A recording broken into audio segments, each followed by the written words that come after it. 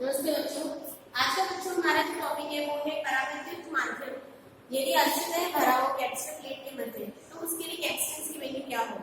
उससे पूर्व ये निकालने से पूर्व हम देख लेते हैं कि अगर हमारे पास परावैद्युत माध्यम या परावैद्युत माध्यम की जगह अगर हमने एक मेटल शीट, अगर हमने मेटल की कोई प्लेट रखी है बीच में, तब हमारे पास क्या वैल्यू आएगी, उसके लिए के की क्या वैल्यू होगी। तो के निकाल लेते हैं बच्चों कि अगर हमारे पास धातु की प्लेट दे रखी है, क्या है, धातु की प्लेट, तो धातु की प्लेट के लिए के की वैल्यू क्या होगी बच्चों। धातु की प्लेट के लिए के की क्या वैल्यू निकालने के लिए हम पढ़ चुके कि कंडक्टर्स के अंदर या चालकों के अंदर इलेक्ट्रिक फील्ड क्या होती है, शून्य होती है। वही स्थिति यहाँ पे लेंगे तो हमारे पास E net is equals to क्या होगा बच्चों, 0 is equals to E naught upon क्या है, A। क्लियर। तो हमारे पास K is equals to क्या आ गया, A naught upon 0, K is equals to infinity। A equals to क्या आ गया बच्चों, infinity means धातु के लिए याद रखना, धातु के लिए परावैद्युतांक क्या होता है, इनफाइनाइट होता है, इंफिनिटी होता है। और उसी के आधार पर हम इसके लिए प्रेरित आवेशों की मात्रा निकाल लेते हैं। Sigma is equals to 1 minus 1 upon k, 1 upon k क्या इंफिनिटी, तो sigma 1 minus 1 upon infinity, 1 upon infinity क्या हो गया 0, तो sigma 1 minus 0, it means sigma i is equals to क्या है बच्चों, सिग्मा के बराबर है। तो दो चीज हमारे पास क्लियर हुई कि धातुओं के लिए अगर प्लेट्स के मध्य हमने धातु की कोई भी शीट रख दी है, प्लेट रख दी है, तो उसके लिए परावैद्युतांक क्या होगा, a इनफिनिट होगा और प्रेरित आवेश घनत्व का मान आवेश घनत्व प्लेटों के आवेश घनत्व की क्या होगा, बराबर होगा। सिग्मा इज इक्वल, केवल ये जो कंडीशन है बच्चों केवल धातुओं के लिए होगी, बाकी सभी के लिए या बात हम कह सकते हैं कि बाकी सभी कंडीशंस के लिए E net की वैल्यू जो होगी बच्चों ग्रेटर देन 0 होगी। इसके अलावा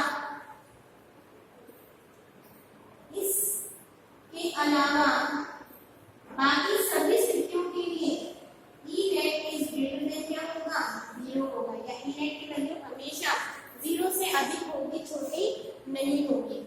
और सिग्मा i की वैल्यू सिग्मा से क्या होगी बच्चों, कम होगी। प्रेरित आवेश घनत्व का मान क्या होगा बच्चों, सिग्मा से। और दूसरी चीज कि sigma i is greater than sigma. केवल धातु की शीट के लिए ये कंडीशन होगी, उसके अलावा बाकी सभी स्थितियों के लिए चाहे कोई सी भी अंदर हम शीट लगाएं, सभी के लिए E net की वैल्यू ग्रेटर देन 0 होगी और सिग्मा i का मान सिग्मा से क्या होगा, कम होगा। केवल धातु की प्लेट के लिए sigma i is equals to क्या है, सिग्मा। ठीक है बच्चों, तो ये तो हो गया हमारे पास कभी कभी प्रश्न पे आ जाते हैं, इसमें हमें वैल्यू या हमें चीज पता होनी चाहिए। ठीक है, और इसी के लिए हमारे पास E i is equals to क्या होगा, E सिग्मा होगा। E i is equals to क्या होगा बच्चों, E नॉट होगा। धातु के लिए इलेक्ट्रिक फील्ड भी उतनी होगी और प्रेरित इलेक्ट्रिक फील्ड भी उतनी होगी और प्लेटों के कारण इलेक्ट्रिक फील्ड भी क्या होगी, उतनी होगी। दोनों की वैल्यू सेम होगी और दोनों की वैल्यू सेम होगी तो E net क्या होगा, 0 होगा। दोनों की वैल्यू सेम होगी तो E net क्या आएगा, 0 होगा, क्योंकि E net is equal to क्या था, ei माइनस E naught और ei माइनस E naught 0, तो E net क्या होगा, 0 होगा। लेकिन बाकी सभी स्थितियों के लिए E net ग्रेटर देन 0 होगा। Clear condition. अब इसकी वाली स्थिति पढ़ लेते हैं। हमारे पास स्थिति में दे रखी है बच्चों कि अगर अंशतः भरा हो, कैसा हो, पहले तो हमने जो परावैद्युत माध्यम लिया था वो प्लेटों में पूरी तरह से भरा हुआ था। कैसा था, पूरी तरह से भरा हुआ था, कहीं पर भी कोई गैप नहीं था बच्चों। लेकिन अब हमने जो परावैद्युत पदार्थ लिया है वो आधा भरा हुआ है। कैसे भरा हुआ है बच्चों, आधा भरा हुआ है। तो सबसे पहली चीज जो चीज हमने पढ़ी उसी के हिसाब से डायग्राम अपना कंप्लीट कर लेते हैं। तीन प्लेटों के कारण इलेक्ट्रिक फील्ड कितनी उत्पन्न हो रही है बच्चों, E naught उत्पन्न हो रही है। क्लियर। इस प्लेट की डिस्टेंस बीच के मध्य दूरी कितनी है, d है। ठीक है, हमने जो परावैद्युत माध्यम लिया है उसकी मोटाई कितनी है, t मोटाई है। अब जैसे हमने परावैद्युत माध्यम लगा दिया तो इसका विद्युत क्षेत्र कितना हो गया, E naught अपॉन k हो गया। तो उसकी दिशा में क्या होगा, इस दिशा में होगा। क्लियर। अब हमने यहाँ पे जो परावैद्युत माध्यम लगाई इसकी क्या होगी, इलेक्ट्रिक फील्ड कितनी हो जाएगी, E naught अपॉन k। वही सारी स्थितियां हमने रखी। अब यहाँ से विद्युत विभवांतर डेल्टा के बराबर क्या होता है बच्चों, इनटू टी। विभवांतर डेल्टा के बराबर क्या होगा, इनटू टी। अब इसको हमने क्या करा, जब अंशतः भरा हुआ है तो ये क्या हो गया, दो भागों में बढ़ गया, एक तो वायु वाला भाग और एक प्लेट वाला भाग। ठीक है, एक तो वायु वाले भाग में विभव का मान और एक प्लेट वाले भाग में विभव का मान किसके बराबर, बिल्कुल विभवांतर के क्या होगा बच्चों, बराबर होगा।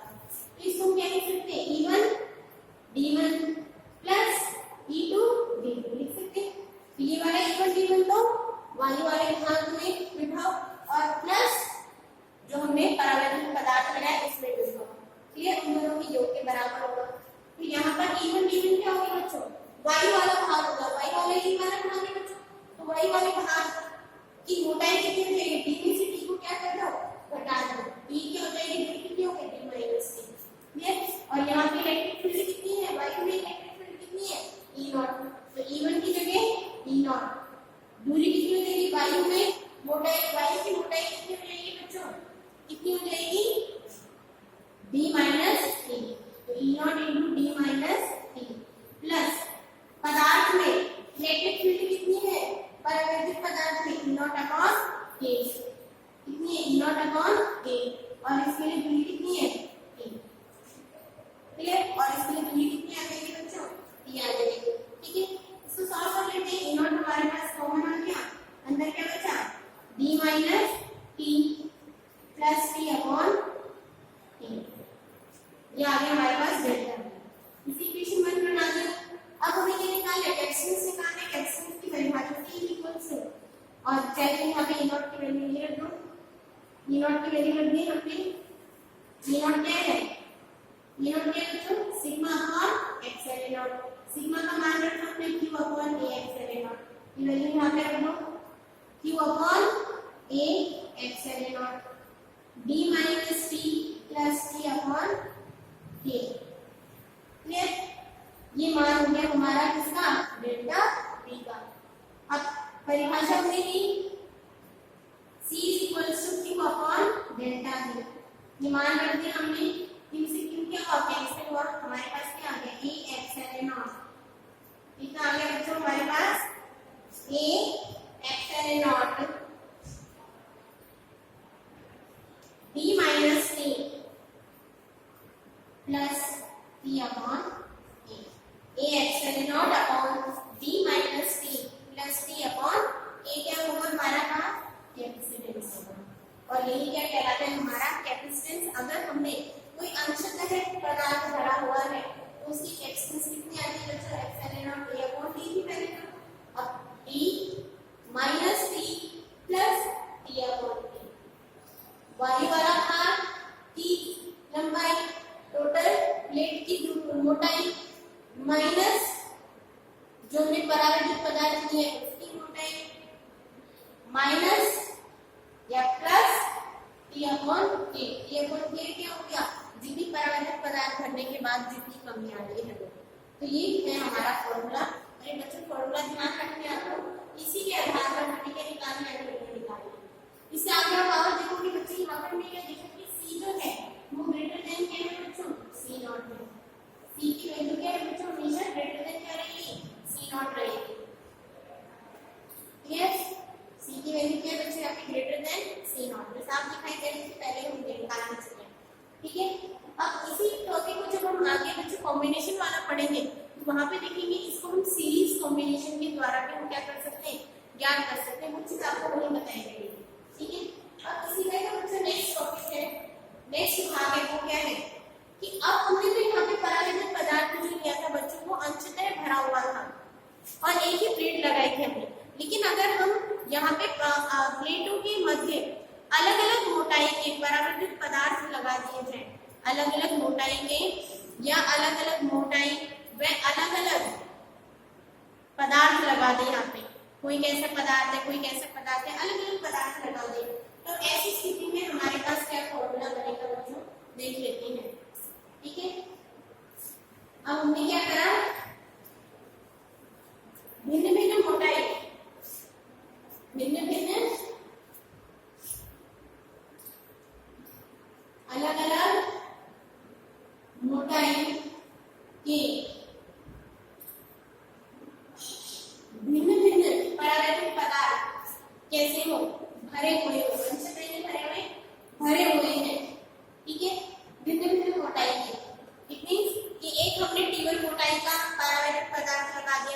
82 मोटाई का, 83 मोटाई का, ऐसे अलग अलग मोटाई के हमने क्या लगाते हैं, पदार्थ लगाते हैं। और यहाँ पे दो देख लेते हैं मोटाई के,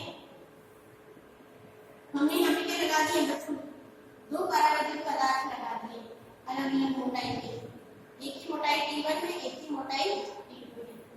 ठीक है, यहाँ वायु वाला भाग है तो यहाँ पे इलेक्ट्रिक फील्ड E0, ठीक है, यहाँ पर कितनी हो जाएगी E0 अपॉन K1। इस पदार्थ का परावर्तितांक है K1 है, इस पदार्थ का परावर्तितांक है K2 है, तो इसके अंदर इलेक्ट्रिक फील्ड कितनी हो जाएगी E0 अपॉन K2। ये बीच में वायु वाला भाग है इसमें E0, फिर यहाँ पर वापस से वायु वाला भाग है यहाँ पर E0। आगे बात समझ में, इस तरह से डायग्राम बनेगा आपका बच्चों। कैसे बनेगा, हमने दो प्लेटें लगा दी अलग अलग पदार्थों की, अलग अलग मीडियम, अलग अलग किसकी मोटाई की, एक की मोटाई T1 है, एक की मोटाई कितनी बच्चों T2 है। तो ये बचा वाला भाग है वाई, अब इलेक्ट्रिक फील्ड E0, यहाँ पे हमने लगा दिया इसमें इलेक्ट्रिक फील्ड, यहाँ पर भी हमने लगाया, वहाँ पे इलेक्ट्रिक फील्ड कम हो गई कितनी हो गई E0 अपॉन K1। K1 परावर्तितांक का हमने डाइलेक्ट्रिक सब्सटेंस लगाया, फिर बीच में थोड़ा सा गैप रखा है यहाँ पे E0, फिर वापस से हमने दूसरा मोटाई का हमने T2 मोटाई का लगा दिया, तो यहाँ पर क्या हो गया A0 अपॉन K2, फिर यहाँ पे वापस से गैप है E0। तो हम क्या देख रहे हैं बच्चों यहाँ पे, अब वही से फॉर्मूला लगाएंगे हम विभवांतर का, delta V equals to E into T। अब हम देखेंगे कितने भागों में बढ़ गया, ये कितने भागों में बढ़ गया, एक तो वायु वाला भाग, एक इस मोटाई वाला T1 मोटाई का परावर्तित वाला भाग और T2 मोटाई का परावर्तित वाला भाग। क्लियर, तुम्हारे पास तीन भागों में क्या हो गया बच्चों, ये बढ़ गया। तीन भागों में कैसे बढ़ रहा है, एक भाग हो जहाँ पे पूरी तरह से वायु है, इसमें वायु है, इसमें वायु है, इसमें वायु है, तो एक भाग हो गया उसका पोटेंशियल लाइन से निकाल लेना। एक भाग हो गया जिसमें K1 परावर्तित पदार्थ लगा हुआ, एक भाग हो गया जिसमें K2 परावर्तितांक वाला पदार्थ हमने लगा है। तो इसे हमने इसे कितने भागों में बांट सकते हैं बच्चों, तीन भागों में। तो डेल्टा V इक्वल्स टू क्या होगा, E1 D1 plus E2 D2 plus E3 D3।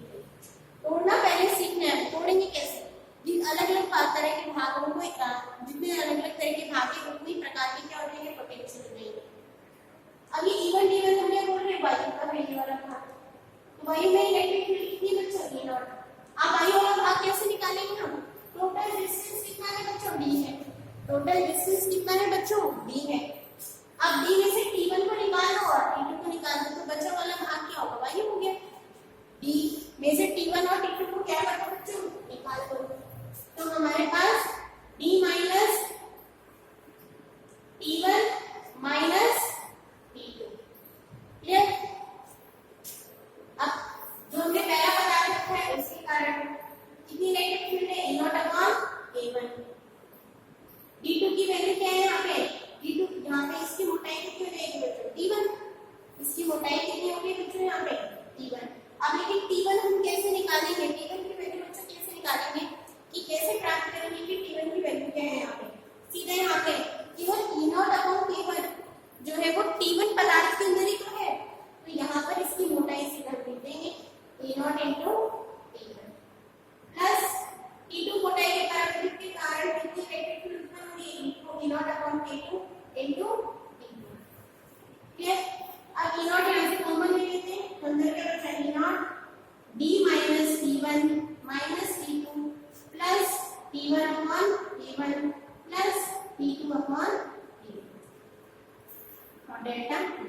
पहले डेल्टा V का मान लिख दो, Q upon A epsilon not D minus T1 minus T2 plus T1 upon K1 plus T2 upon K2।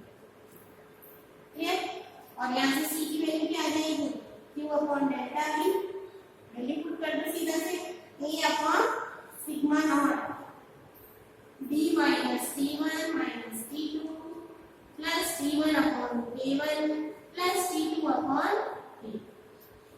इसी तरह से ये तो हमने किसके लिए निकाला, दो प्लेट के लिए। ऐसे आप कितने ही इसमें अंकी में कितने ही परावर्तित पदार्थ लगा दें, परावर्तित पदार्थ अलग अलग मोटाई के परावर्तित पदार्थ लगा दें, तो n पदार्थों के लिए, कितने पदार्थों के लिए बच्चों,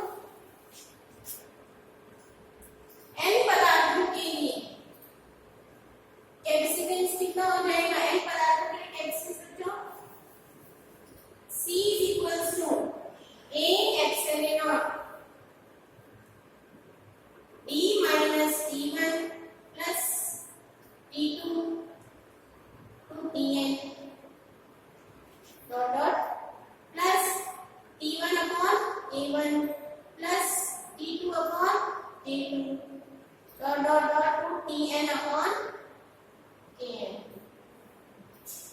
ये बच्चों ये हो जाएगा हमारा फॉर्मूला किसके लिए, n पदार्थों के लिए। अगर हमने n पदार्थ लगा रखे इसी तरह से, अब अगर इसी से हम दूसरी कंडीशन में निकाल लेते हैं बच्चों, अगर इसमें पूरी तरह से हमने पदार्थ ठूस के भर रखा है, बिल्कुल भी स्पेस नहीं छोड़ी कि वायु बिल्कुल भी नहीं बची, पूरी तरह से पदार्थों से भर रखा है हमने, इट मींस कि यहाँ पर B क्या है, बिल्कुल भी नहीं है वहां पर, इट मींस डी वाले टर्म की हमें जरूरत ही नहीं है। वायु उपस्थित ना हो तो ऐसी स्थिति में C की वैल्यू सीधा क्या आएगी बच्चों, xn naught A upon T1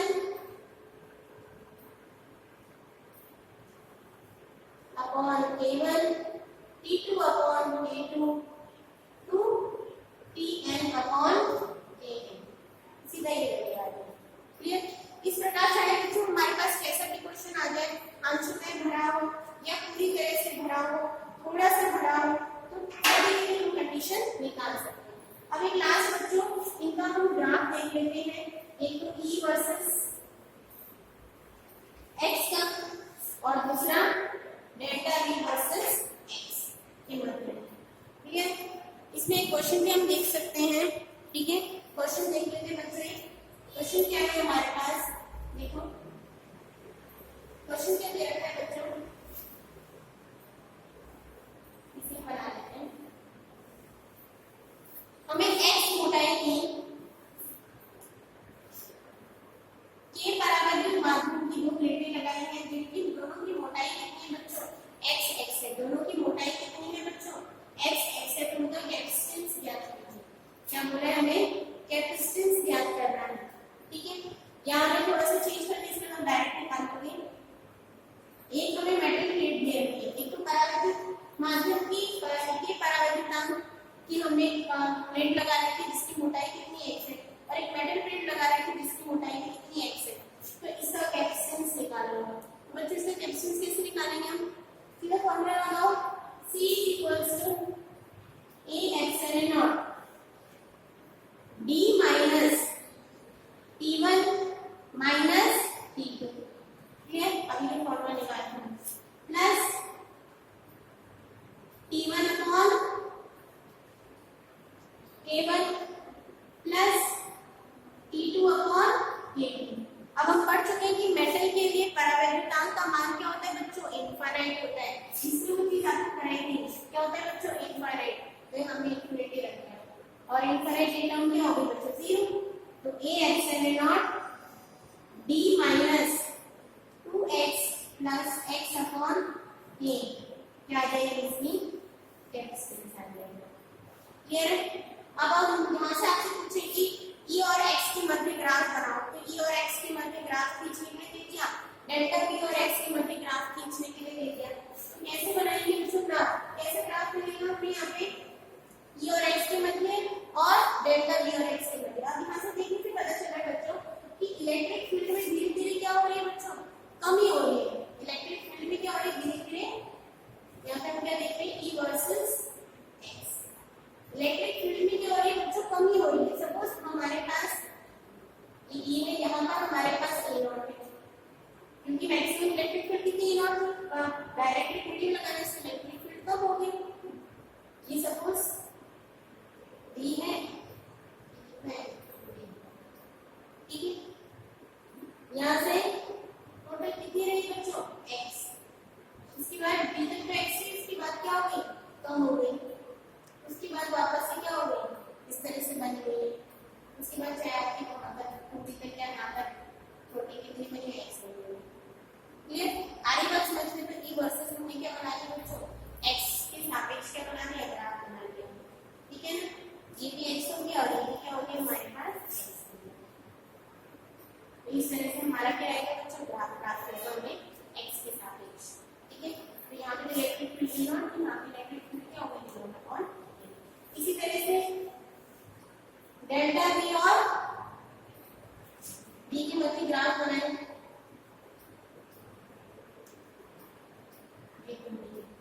ये तो क्या होगा,